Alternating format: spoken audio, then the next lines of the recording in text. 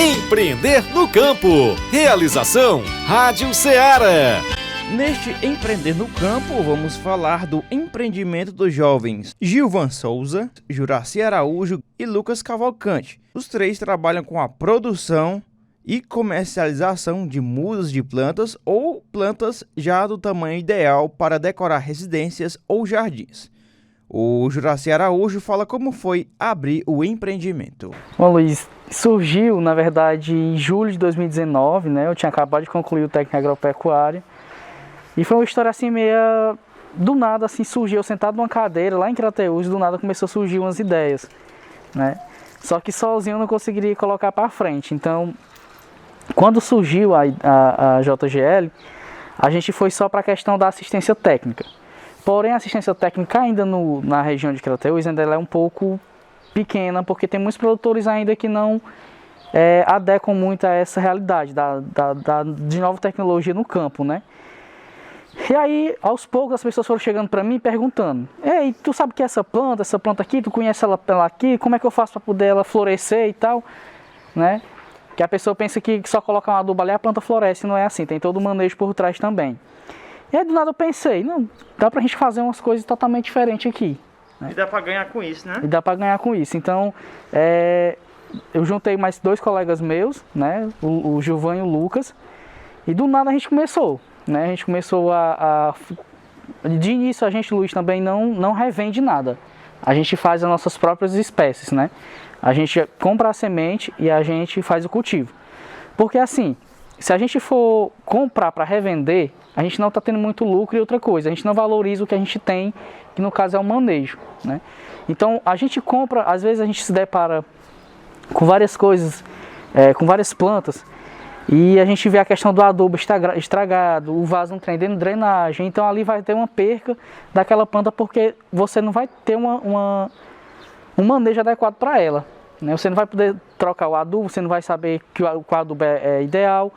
Então assim, quando surgiu, né, a gente teve os empecilhos e a gente ficou com medo de não dar certo e tal. E aos poucos a gente está levando, né? Então comigo tem a JGL, né, Juraci, Gilvan e Lucas. E somos três colegas de faculdade que até hoje a gente está junto nesse negócio. E aqui, as plantas que vocês produzem e comercializam são basicamente todas se adequam bem ao nosso clima, ao nosso semiárido? Sim, a gente tem tanta planta de sol quanto planta de sombra, certo? Quando a gente fala em planta de sombra, não é que ela tem que ficar dentro do seu quarto, ela tem que ficar em uma área que não pegue sol, porém ela receba luminosidade. E não é luminosidade artificial, é luminosidade mesmo assim ao ar livre. Não é uma sombrinha, mas que ela tenha claridade, não pegando muito sol. Então a gente tem esses 2 metros de planta, porque às vezes o cliente procura a gente: ah, mas eu não tenho, minha varanda não entra sol. Mas a gente tem essas plantas que se adequam, e são plantas que têm flores, e que as pessoas gostam mais de flores, né? Especialmente as mulheres. A gente é mais procurado pela população feminina, porque elas gostam mais de flor, gostam mais do manejo, então a gente repassa tudo isso para elas. Quais as plantas mais procuradas que a população procura por vocês ao adquirir as plantas? No momento, Luiz, o pico está a rosa do deserto, os cactos e suculentas, devido ao período também que a gente se encontra, né? O engraçado é que os cactos eles começaram a ter uma procura maior depois de um participante de um reality show, né, ter ganhado e ter conquistado o prêmio e usar o cacto como um ícone, né? Então os cactos ele vem procurando muito. Então quando uma pessoa procura o cacto, ele já fala para ela: o cacto daquela tal artista.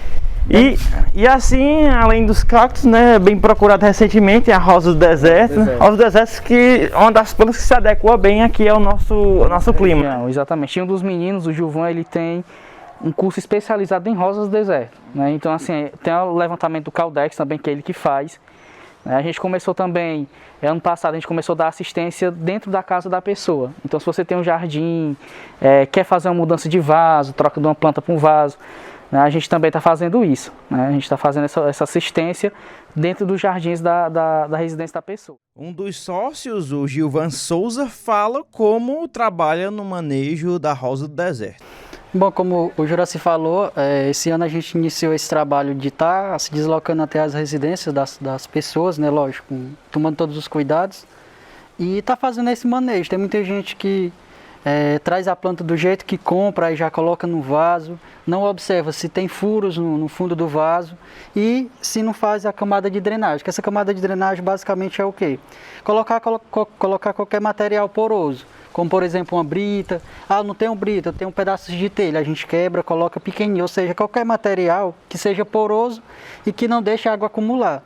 Porque na maioria das vezes que a gente está fazendo esses manejos nas casas, a gente observa isso, que muitos não tem um furo no fundo do vaso, porque para que serve esse furo?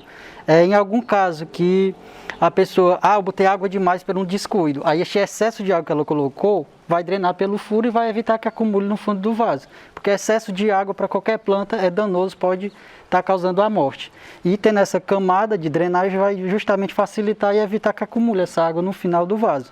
Então a gente faz esse trabalho de estar tanto mudando de um vaso menor, porque tem plantas, lógico, com o passar do tempo a planta vai crescendo e a raiz vai ficando muito grande e começa a sair embaixo do vaso. E quando aparece a raiz no fundo do vaso, já é um indicativo que o espaço está pouco.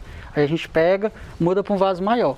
Então, basicamente, a gente faz esse trabalho, ou tem alguma planta, minha planta está grande, estou precisando fazer uma poda. Também a gente trabalha com esse trabalha com isso, né, de estar fazendo essa poda, porque a poda é necessário para algumas plantas, porque é uma forma de estar renovando a folhagem e possibilitando que surjam novos galhos e folhas.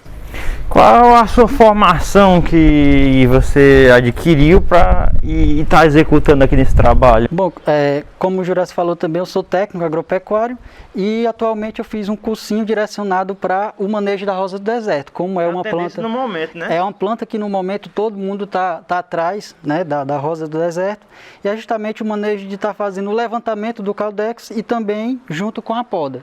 Porque a poda tanto vai auxiliar em estar aumentando esse caudex, que o pessoal chama, o nome científico caudex, mas muita gente conhece como batata.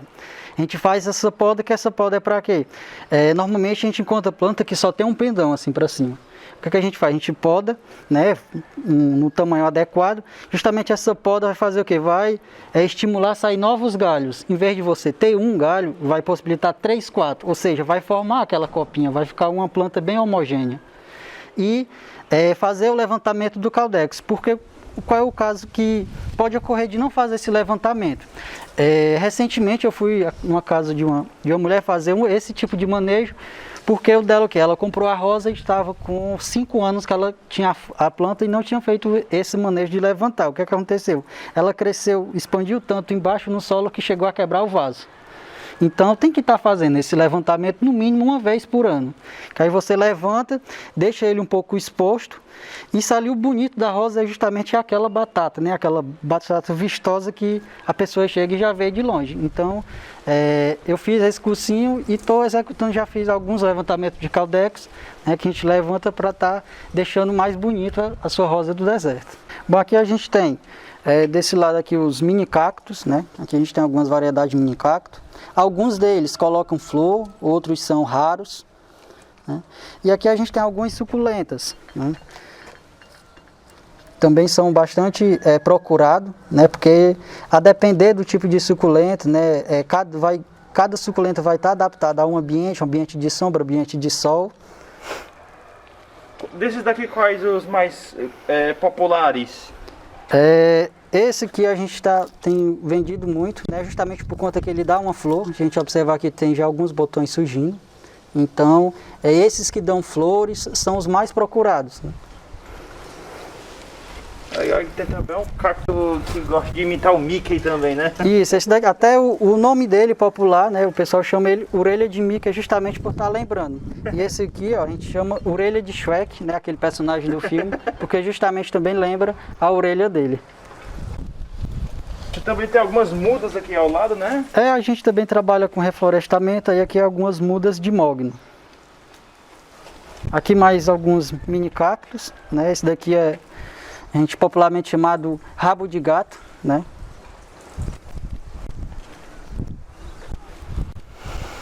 Bom, aqui a gente tem algumas variedades de 11 horas, né? Que a gente tem a rosa com branco e a gente tem a branco. né?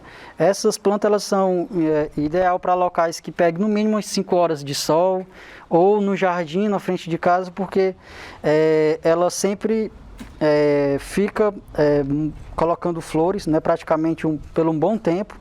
E tem que ser no local que pegue bastante sol, no mínimo 5 horas diárias. E indicada para o chão, um jardim que você tem, um canteiro, colocando ela com pouco tempo, ela vai estar se expandindo e ocupando toda a área. Agora, também tem rosas, que é bem procurado também, né, pelo público feminino. São os hibiscos, né? A gente está tendo 3 variedades de hibisco. Aqui é o hibisco vermelho, hibisco ou papoula, que são os nomes comuns, né? Aqui a gente tem o vermelho, o rosa, e aqui a gente tem já o rosa mais claro. Também a gente trabalha com variedade de espadas, né? Espadas de São Jorge são indicadas para ambientes, para áreas, varandas, com uma boa luminosidade. Aqui também a gente tem a mini espada, né? A gente vai observar, em relação a essa, ela é um pouquinho menor, e também mais para um ambiente para um local que você não tem tanto espaço para colocar maior, a gente pode estar utilizando a menor. Aqui são samambaias, né? Também muito indicada para ambientes, para varandas, que ela também não é uma planta que não gosta de sol direto sobre ela, mas de ambiente luminoso, com uma luminosidade boa, ela vai estar se desenvolvendo bem. Outras plantas bem comuns. Essa daqui varandas, né? Essa aqui é chamada a cabeça de cavalo, né? Uma planta também muito indicada para estar colocando ao redor de árvores, um ambiente que pegue não tanto sol, mas que esteja um local que reduz a incidência do sol direto sobre ela, também ela vai estar se desenvolvendo muito bem. Aqui a gente tem as brilhantinas, tanto a brilhantina grande quanto a menor, também ideal para locais que não peguem muito sol, né, mais luminosidade. Aqui a gente tem os coleus, que aqui existem uma N variedades dela. A gente tem essa e tem o bordado, né, justamente porque a borda da folha, né, lembra muito um bordado. Aqui a gente tem uma N variedade dela, ela é uma planta que gosta bastante de sol e manter sempre úmida. E aqui, né, mais uma variedade de mini cacto, só porque esse daqui é uma variedade um pouco maior. E aqui a campeã de vendas, né, rosa do deserto, que a gente tem algumas mudas disponível. Bom, aqui é a jiboia. Geralmente ela não precisa de sol, ela só precisa mais ou menos de claridade, certo? São as plantas de sombra que a gente usa. Então nas varandas, a gente sempre costuma indicar ela porque ela vai descer, certo? Ela vai ficar grande, ela vai descer até embaixo. Então para quem tem varanda que não entra sol, mas que tem essa luminosidade, entra o frescor, só a luminosidade do sol, só o calorzinho do sol, já dá certo, né? Ela fica mais ou menos desse tamanho aqui, certo? Ela vai crescer mais ainda, se deixar ela vai até... Outra que a gente tem também, essa aqui só gosta mais de sombra, é só luminosidade, é a epícia, né? Ela não para de colocar flor, todo dia ela coloca flor, é direto. Não é só uma flor, todo dia são 10 flores, a gente já contou por dia 20 flores que elas colocam, né? E essa daqui é a zamioculca, né? Que é chamada a planta da prosperidade, que é muito conhecida também. Aqui você já pode colocar ela na sua sala de estar, porque ela não precisa também de tanto sol, só precisa mais de luz. Então não custa nada você colocar ela na sua sala de estar, e pela parte da manhã você colocar ela ali um dia, outro não, pegar um solzinho, depois você coloca para dentro de casa novamente. Bom, essa parte aqui é a parte que a gente trabalha também com o humus de minhoca, né? Somos os únicos da cidade e eu creio que da região também a trabalhar com humus de minhoca. As outras floriculturas, as outras lojas que trazem humus de minhoca, eles trazem de fora da região da serra, certo? Então aqui a gente primeiro começa com a produção do esterco. A gente traz o esterco, coloca ele para curtir e em seguida a gente junta o esterco com as minhocas, certo? Quando ele é processado, em torno de 2, 3 meses, ele fica mais ou menos assim. Bom, você já nota também a diferença, né, do esterco normal pro humus de minhoca. Porque aqui é todo o processamento que a minhoca faz, né? A gente praticamente não faz nada. O que a gente faz é só a questão do manejo, que é a irrigação. Quando a gente fala de manejo, sempre é a questão da irrigação, certo? Então a gente trabalha também com humus de minhoca, que é o adubo orgânico, e trabalha com as pedrinhas decorativas também. Porque às vezes a gente vai mudar planta de um vaso para o outro, até mesmo fazer manutenção de jardim de alguém, eles pegam se a gente não tem essas pedrinhas decorativas, né? Essas pedrinhas decorativas também, quando a gente coloca ela em cima do vaso, ela vai ajudar a drenagem desse vaso, porque quando você vai aguar, às vezes você vai regar, Você coloca a água no vaso e sai um monte de adubo. Você vai desperdiçar adubo ali. Com essas pedrinhas não, você vai colocar água tranquilo, você pode jogar a água do jeito que você quiser e ela não vai desperdiçar adubo. E também não vai sujar seu chão. Porque a gente se depara muito com as plantas em varandas. E essas plantas em varandas, elas geralmente a pessoa tem mais cuidado, não quer que suje. Quer as plantas ali, mas não quer que suje. Então a gente sempre dá esse indicativo. Demonstrar, né, como que a gente faz a propagação dos minicactos. Aqui a gente tem os filhotes, né? O minicacto, quando ele atinge um certo tamanho, ele começa a colocar filhotes. Cada filhote desse vai gerar uma nova planta. E com o tempo vai estar grande e vai começar também a colocar filhote. Mas aí vem a pergunta, e não existe semente de minicacto? Existe, algumas variedades dão semente, só que qual é a questão de, em vez de estar utilizando a semente, utilizar o filhote, a questão do crescimento, né? Utilizando o filhote, ele vai crescer mais rápido e mais rápido você vai ter uma nova planta para estar vendendo. A gente vem com os filhotes, né? Faz aqui um buraquinho com o dedo, colocou ele aqui, né? Dá uma apertadinha de um lado e do outro, pronto, tá plantado. Aqui com mais ou menos um mês, né? 35 dias ele vai estar no ponto. A gente vai estar tirando da bandeja e mudando para um copinho, certo? Neste episódio falamos do empreendimento da produção de mudas e plantas residenciais dos jovens empreendedores Juraci, Gilvan e Lucas. Até o próximo episódio de Empreender no Campo. Realização Rádio Ceará.